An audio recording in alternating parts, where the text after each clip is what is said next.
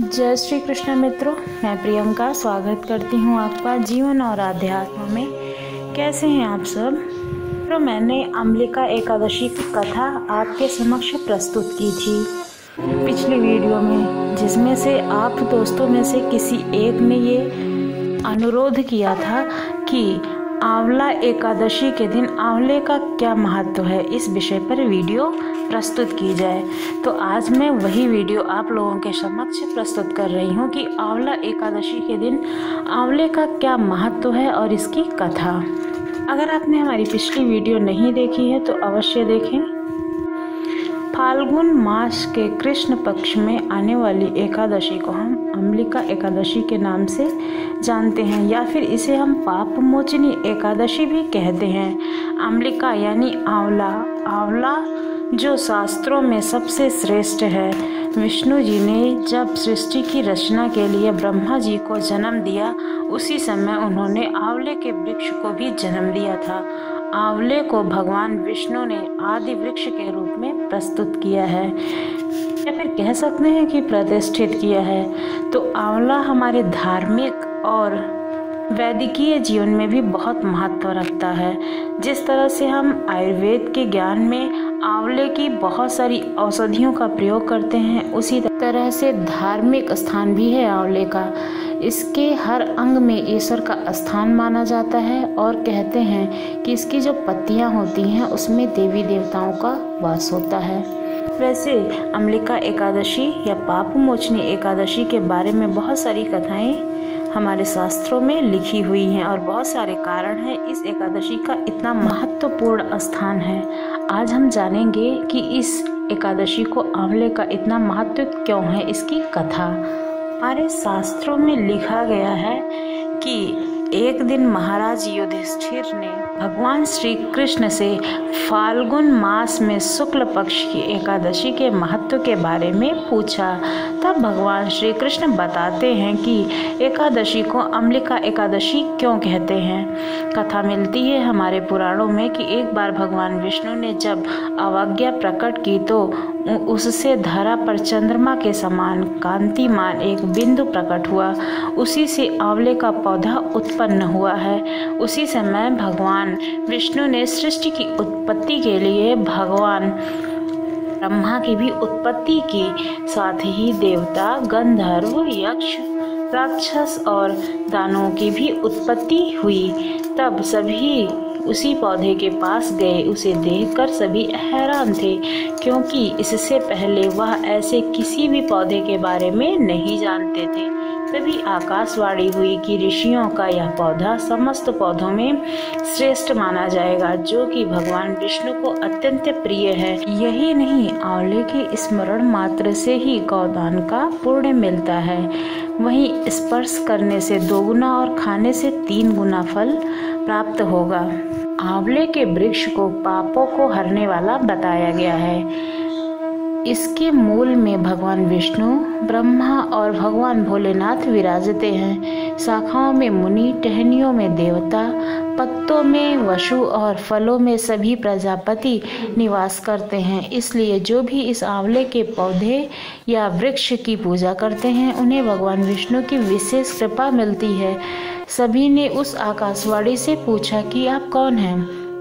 तब आवाज आई कि जो भूतों का ज्ञाता तथा वर्तमान तथा भविष्य का करता है, जो अदृश्य अवस्था में हर जगह व्याप्त है, मैं वही विष्णु हूँ। सभी ने आकाशवाणी को प्रणाम किया। तब भगवान विष्णु ने प्रसन्न होकर सभी से वरदान मांगने को कहा। इस पर सभी ऋषियों ने कहा कि यदि आप प्रसन्न हैं तो कोई ऐसा उपाय बताइए जिससे स्वर्ग और मोक्ष की प्राप्ति हो सके।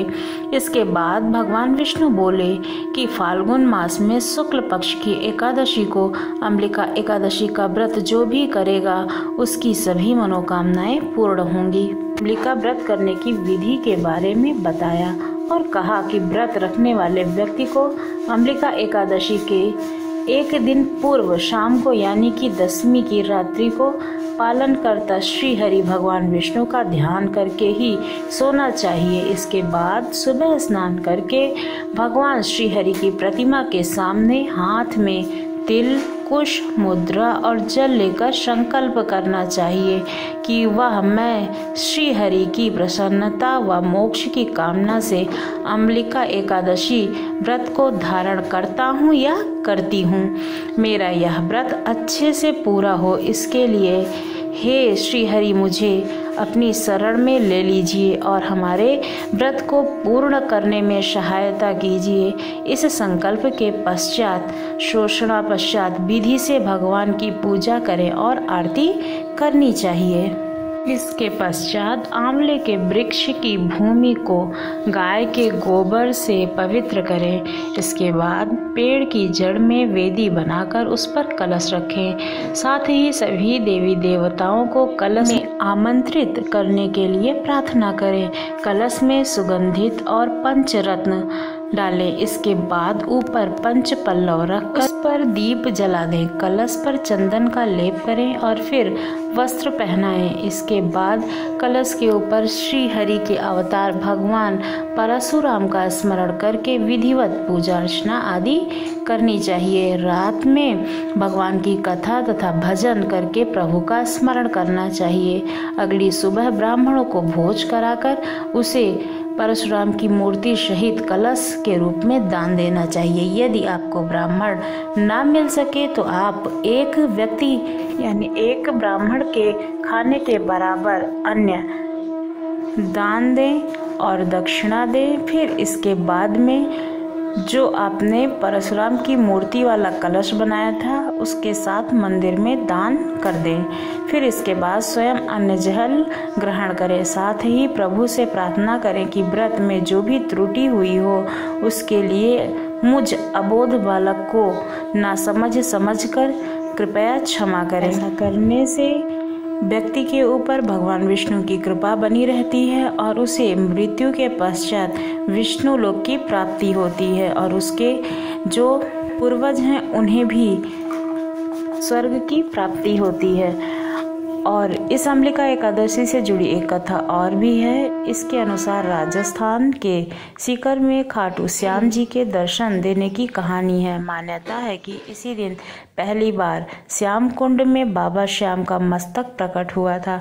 तब से होली के पहले पड़ने वाली इस एकादशी के मौके पर खाटू धाम में मेले का आयोजन होता है और जहां श्रद्धालु खाटू श्याम के दर्शन करके पूजा पाठ करते हैं और उनके सामने अपने घर परिवार की सुख समृद्धि की कामना करते हैं। ऐसी है अम्बिका एकादशी की पवित्र कथा। आपको ये कथा कैसी लगी ज़रूर बताइएगा और अगर आपको कोई भी त्रुटि लगती है या किसी और विषय पे आप वीडियो चाहते हैं तो मैं अवश्य बनाऊंगी।